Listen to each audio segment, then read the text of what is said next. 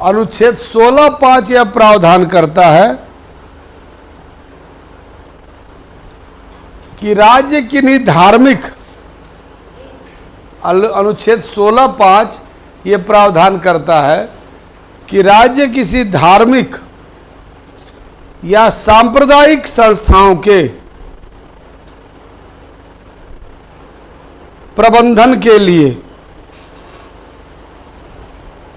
उस धार्मिक और सांप्रदायिक संस्थाओं के प्रबंधन के लिए उस धर्म या संप्रदाय के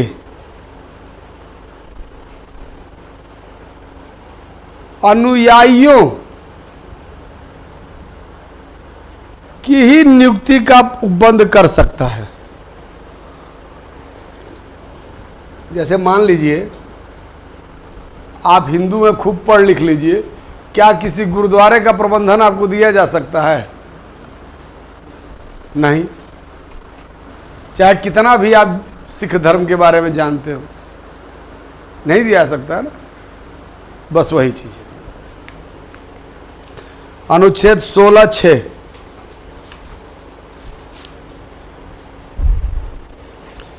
इसे 103वें संविधान संशोधन के माध्यम से स्थापित किया गया। 103वें 103 2019 में।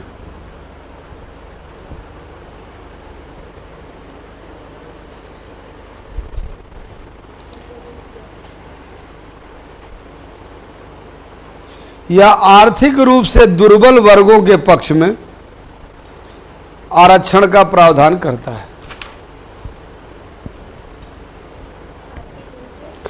दुर्बल वर्ग के पक्ष में आरक्षण का प्रावधान करता है।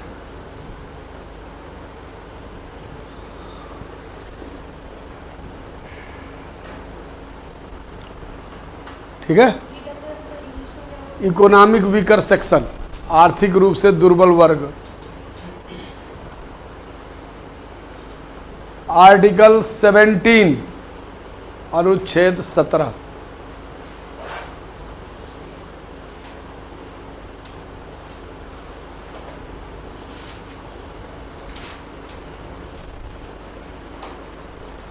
अनुच्छेद 17 समता के अधिकार को एक विशेष क्षेत्र में लागू करता है।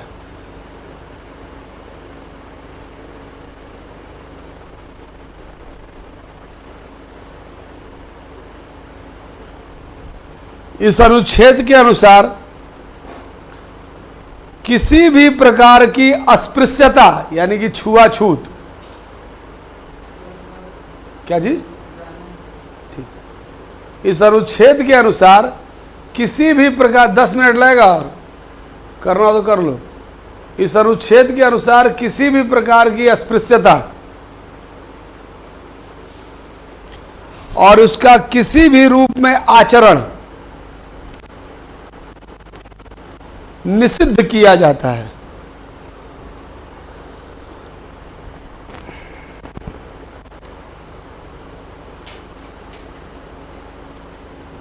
अस्पृश्यता से उपजी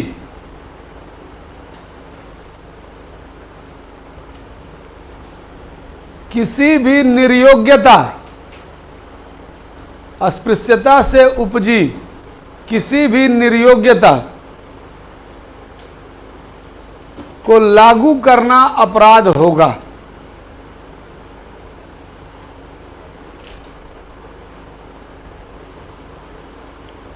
जो विधि के अनुसार दंडनीय है।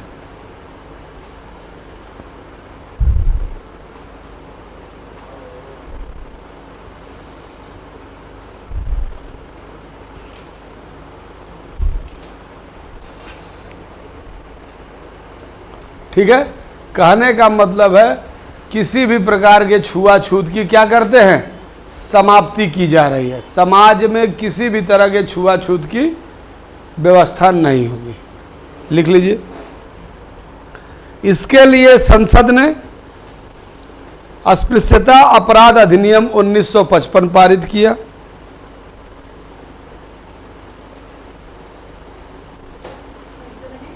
अस्पृश्यता अपराध अधिनियम 1955 पारित किया।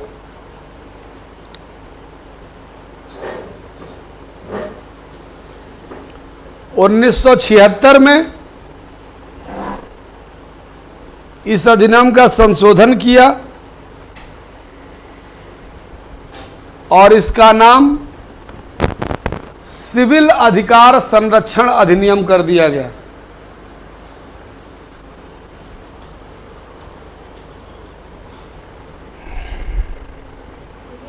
अधिकार संरक्षण अधिनियम।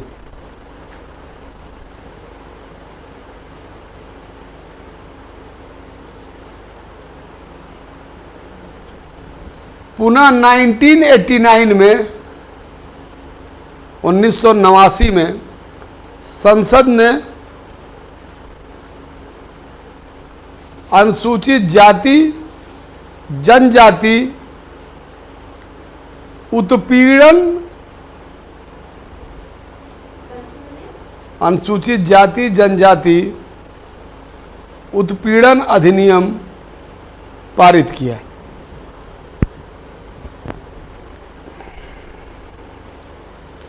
प्रचलित भाषा में इसे अत्याचार अधिनियम कहा जाता है।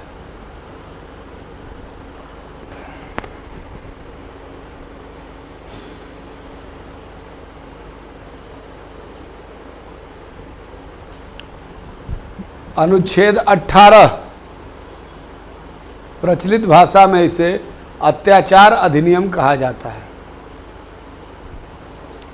तुम तो बेयर एक्ट भी खोल के रखी है।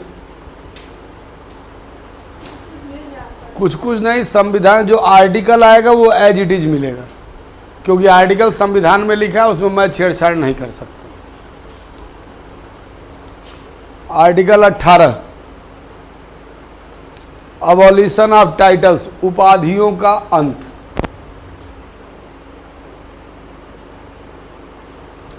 टाइटल एक विशेष संज्ञा होती है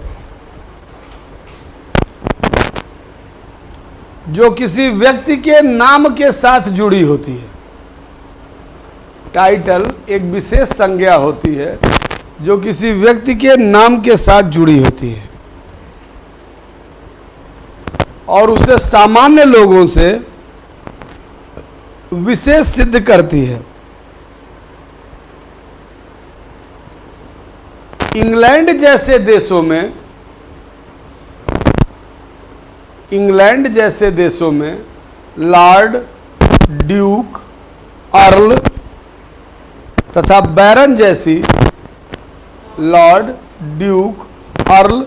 बैरन जैसी उपाधियां दी जाती रही हैं।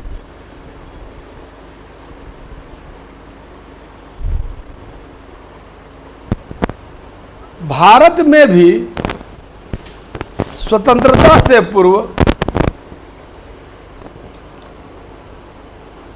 कई उपाधियां दिए जाने का प्रचलन था। भारत में भी स्वतंत्रता से पूर्व कई उपाधियां दिए जाने का प्रचलन था।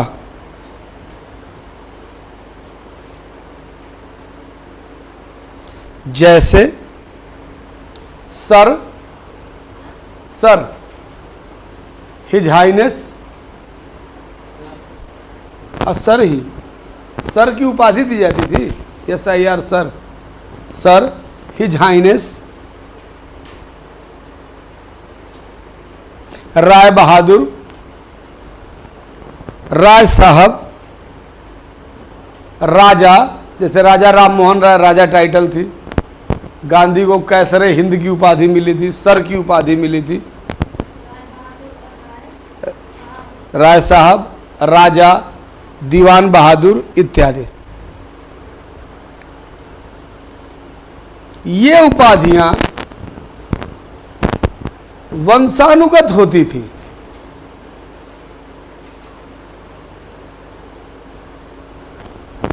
तथा समाज में विषमता पैदा करती थी।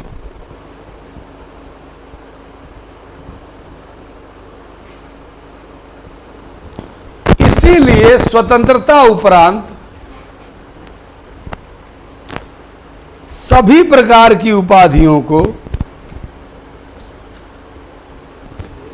स्वतंत्रता के उपरांत सभी प्रकार की उपाधियों को समाप्त कर दिया गया।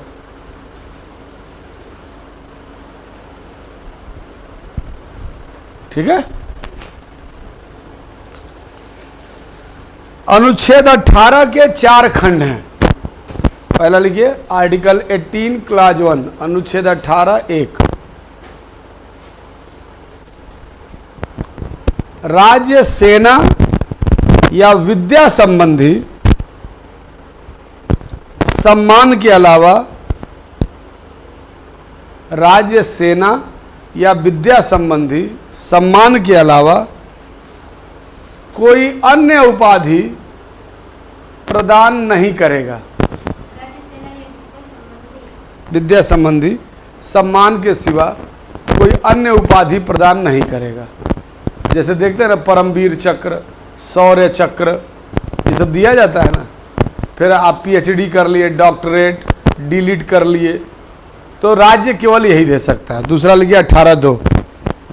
अच्छा, मान लीजिए, ऐसे समझिए, जैसे मुकेश अंबानी गए जेएनयू और जेएनयू को 100 करोड़ रुपया दान दे दिए, समझिए, तो जेएनयू क्या पैसा देगा उनको? तो शिक्षा संस्था है, तो जेएनयू अपनी तरह से उनको डॉक्टरेट की उपाधि दे देगा। जैसे पढ़ते ना, कलाम साहब के पास 100 से 18 उपाधियां थी, 18 डॉक्टरेट थे, तो 18 बार डॉक्टरेट थोड़े उन्होंने किया। वो जहां गए तो यूनिवर्सिटी ने सम्मान स्वरूप उनको डॉक्टरेट दे दिया। कोई यूनिवर्सिटी का अधिकार होता है, उसको कहा था मानद उपाधि, कि आपने कोई काम नहीं किया लेकिन आपने किसी क्षेत्र में अच्छा काम कर रहे हैं तो आपको सम्मानित कर दिया गया, ऑनरेरी।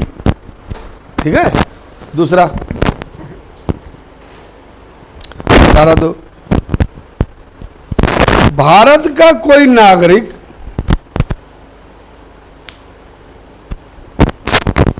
किसी विदेशी राज्य से कोई उपाधि स्वीकार नहीं करेगा।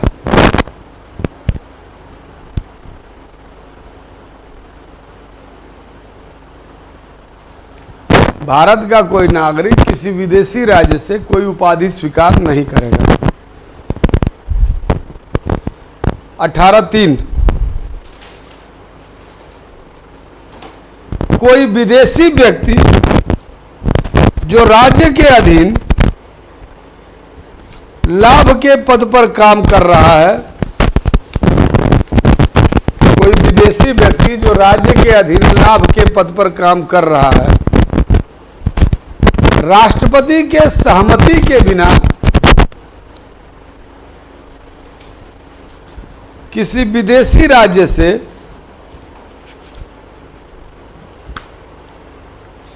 कोई उपाधि स्वीकार नहीं करेगा।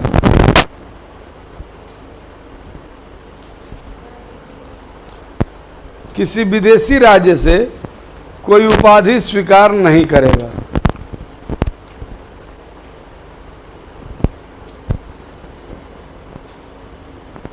अनुच्छेद 18(4),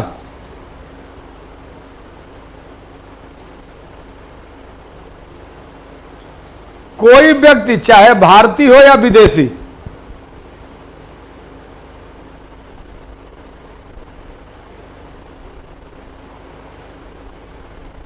यदि राज्य के अधीन लाभ या विश्वास का पद धारण करता है, कोई भी व्यक्ति चाहे विदेशी हो चाहे भारतीय, यदि राज्य के अधीन किसी लाभ के पद को धारण करता है, यानी कि सरकार से सैलरी ले रहा है, तो वह बिना राष्ट्रपति के सहमति से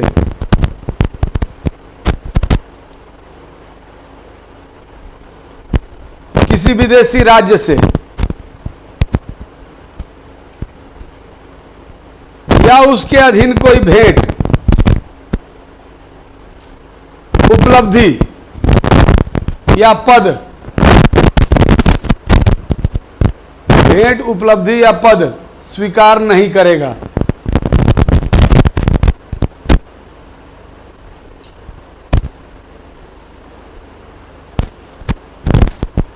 ठीक है। अब ये तो है बेटा प्रोविजन जो संविधान में लिखे हैं, इसको समझना कैसे है, लाइन चेंज करके लिखिए। उपाधियां देने का प्रतिबंध केवल राज्य पर लागू होता है। उपाधियों को देने का प्रतिबंध केवल राज्य पर लागू होता है। प्रतिबंध केवल राज्य पर लागू होता है। सार्वजनिक संस्थाएं उपाधियां या सम्मान दे सकती हैं।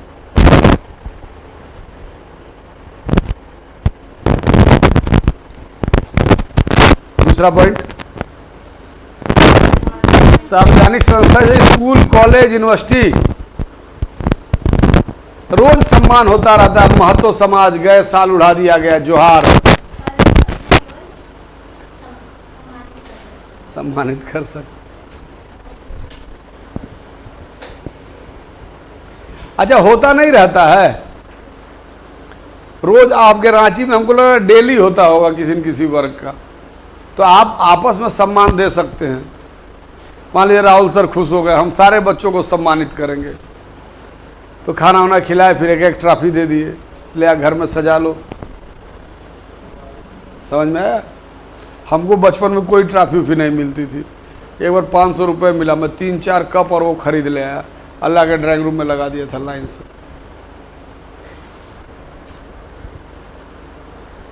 अब कुछ खेलना उलना आता ही नहीं था।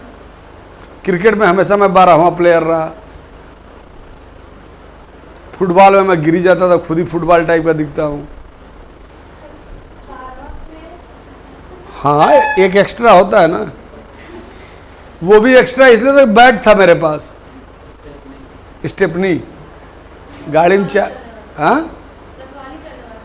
हाँ रखवाली करने वाला बैट था, तो मेरा टीम में नाम नहीं रहेगा तो मैं होने ही नहीं दूंगा। अब पार्शियलिटी करते थे सब, खेलना आता नहीं था मुझे। चलिए दूसरा, राज्य सेना या विद्या संबंधी क्षेत्र में उपाधि दे सकता है।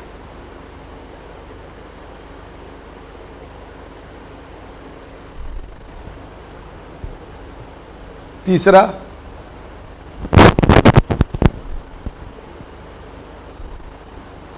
राज्य को किसी व्यक्ति के सामाजिक योगदान को देखते हुए उसे सम्मान देने से नहीं रोका गया है। योगदान को देखते हुए उसे सम्मान देने से नहीं रोका गया है। अब आप लोग देखते हैं ना, 26 जनवरी को दिया जाता है पद्म भूषण, पद्म श्री, पद्म विभूषण, भारत रत्न, ये सब सम्मान है ना। लिखिए पैराग्राफ चेंज करके, स्वतंत्रता के उपरांत 1954 में भारत सरकार ने 4 अलंकरण देने की व्यवस्था शुरू की। 1954 भारत सरकार ने 4 अलंकरण देने की व्यवस्था शुरू की। भारत रत्न, पद्म विभूषण, पद्म भूषण एवं पद्मश्री।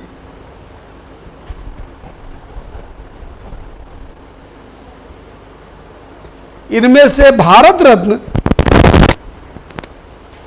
कला, साहित्य एवं विज्ञान की विशिष्ट सेवा हेतु दिया जाता है।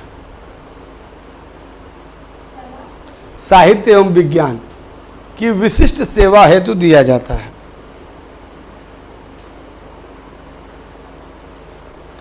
जबकि बाकी सम्मान किसी भी क्षेत्र में किए गए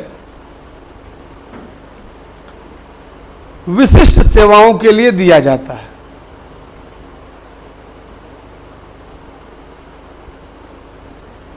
जिनमें सरकारी सेवकों द्वारा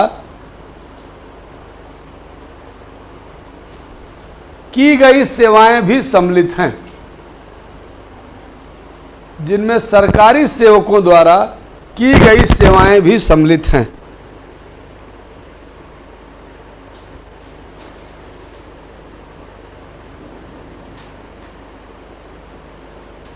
हालांकि इस सम्मान को उपाधि की तरह नाम के साथ प्रयुक्त नहीं किया जाएगा। हालांकि इस सम्मान को उपाधि की तरह नाम के साथ प्रयुक्त नहीं किया जाएगा।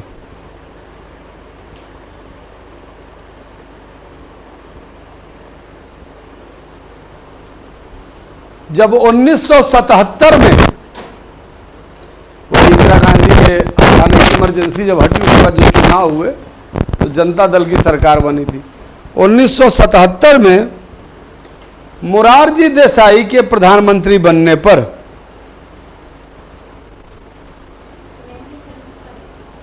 75 में तो इमरजेंसी लगी थी। मोरारजी देसाई, भारत के प्रधानमंत्री का भी नाम नहीं याद। मोरारजी देसाई के प्रधानमंत्री बनने पर इन सम्मानों को देना बंद कर दिया गया, क्योंकि इनका मानना था कि यह अनुच्छेद 18 का उल्लंघन है।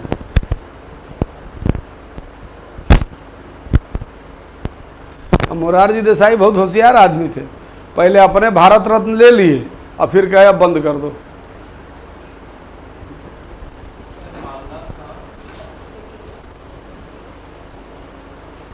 मानना था कि अनुच्छेद 18 का उल्लंघन है। 1980 में जब इंदिरा गांधी सरकार पुनः सत्ता में लौटी तो फिर से यह परंपरा शुरू हो गई।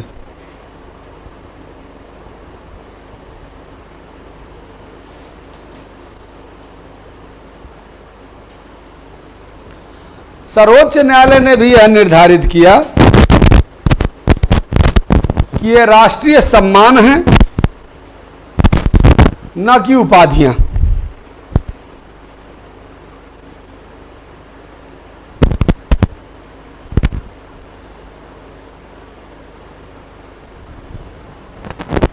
दो 2011 में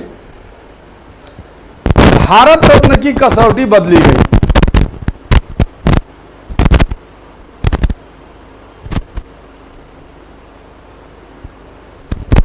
ताकि कला साहित्य विज्ञान के अलावा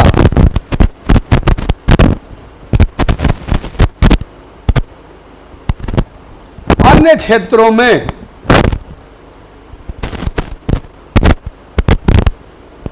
महत्वपूर्ण योगदान देने वाले व्यक्तियों,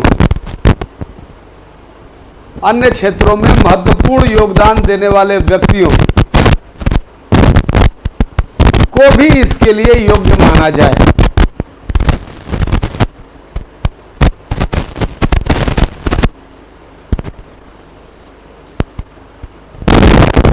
अब भारत रत्न की कसौटी है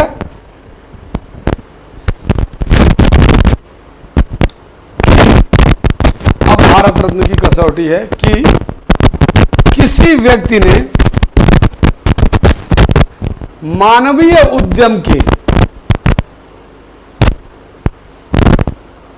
किसी क्षेत्र में, उद्यम के किसी क्षेत्र में सर्वोच्च स्तर का निष्पादन किया है।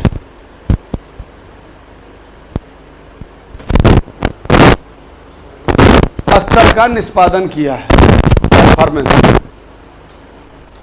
इसी आधार पर मेजर ध्यानचंद और सचिन तेंदुलकर को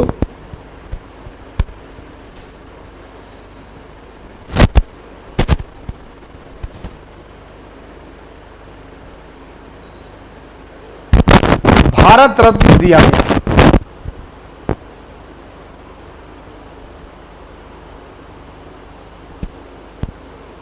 ठीक है, नोट करके लिए नोट। हाल ही में सूचना के अधिकार के तहत एक जानकारी स्पष्ट की गई, अधिकार के तहत एक जानकारी स्पष्ट की गई कि सरकार महात्मा गांधी को औपचारिक रूप से राष्ट्रपिता का दर्जा नहीं दे सकती।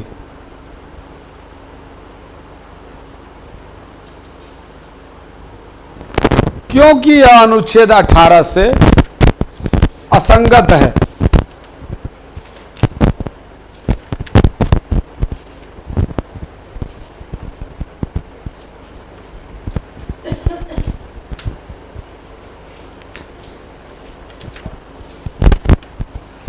रहने दें, असंगत है। तो हम लोग जो महात्मा गांधी को राष्ट्रपिता बोलते हैं, टेक्निकली औपचारिक दृष्टिकोण से वह संगत नहीं है। कल मेरी पूरी कोशिश रहेगी कि फंडामेंटल राइट हम लोग समेट ले जाएं, लेकिन संभव लग नहीं रहा है, क्योंकि 19 भी लंबा है, 20 भी ठीक ठाक है, 21 लंबा है, 22 लंबा है, 23-24 निपट जाएगा, फिर 28 लंबा है, फिर 29-30 लंबा है। और अगर मैं चाहूं तो इसको हल्के में ख़त्म कर सकता हूं, आप लोगों को पता नहीं चलेगा, लेकिन वो इनजस्टिस हो जाएगा आप लोगों के साथ। भाई आपको क्या पता था 16-4 से कितने प्रश्न हैं?